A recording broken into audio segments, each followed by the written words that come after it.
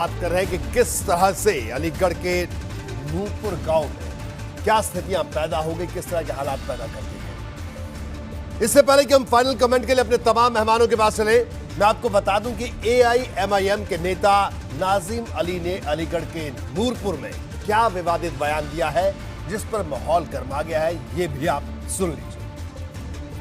जमात तो देखिए होगी, और हाँ, हम बारात नहीं चढ़ने देंगे। अगर आप बिना परमिशन अगर बारात चढ़ाएंगे तो हम नहीं चढ़ने देंगे। आप ईंट ले आओ, पत्थर ले आओ, गोली ले आओ, हम नहीं करने देंगे आप लोगों को। ये सब जो है, आप असल में मसला ये है कि ये लोग पढ़े लिखे नहीं है।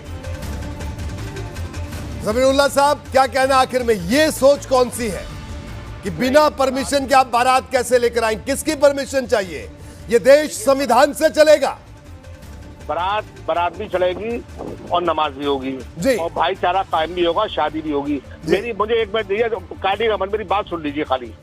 देखिए, वहाँ पर सिर्फ इतना लिखाया गया है कि हम अपना मकान बेच रहे हैं, तो समझ लीजिएगा ये भी खाली ये सोची समझी साजिश है। इनमें अपनी बहन भाजपा की नेता बैठी हुई है।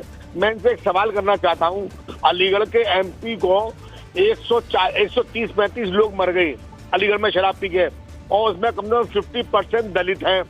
क्या उनके घर पे जाने का टाइम नहीं मिला? यहाँ चले गए नूरपुर में, क्योंकि नूरपुर में दो भाई लड़ रहे हैं, एक मुस्लिम एक हिंदू, इनसे इनका फायदा हो रहा है। अरे भाई, वहाँ तो खाली मकान खाली करने की बात चल रही है।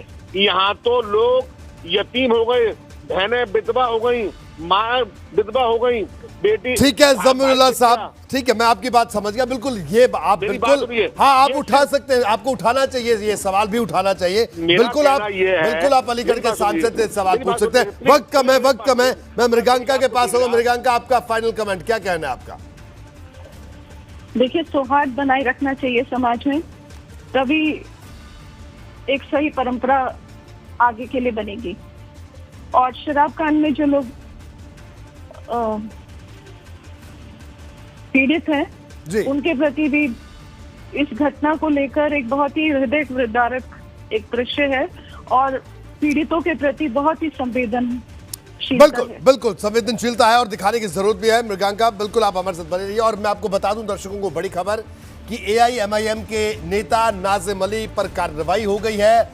वो उत्तर प्रदेश के यूथ ब्रिगेड के अध्यक्ष थे, उनको हटा दिया गया है पद से AIMIM ने, लेकिन बयान तो दे दिया, और बयान भी AIMIM वाला।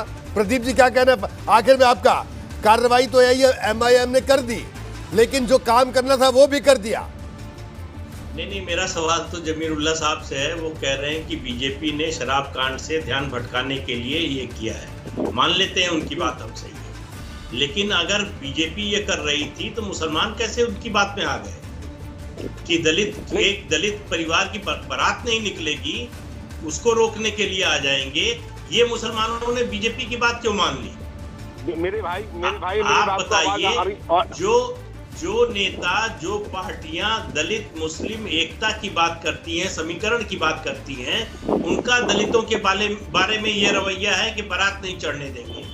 बारात अगर मस्जिद के सामने से निकलेगी तो परमिशन लेनी पड़ेगी। तो ये कौन सी प्रवृत्ति है? गलत, बिल्कुल गलत है। हमारी बहन बिल्कुल प्रदीप जी, ये प्रवृत्ति पर सवाल उठा रहे हैं प्रदीप जी कि ये जो एक सोच है, ये सोच विघटनकारी है।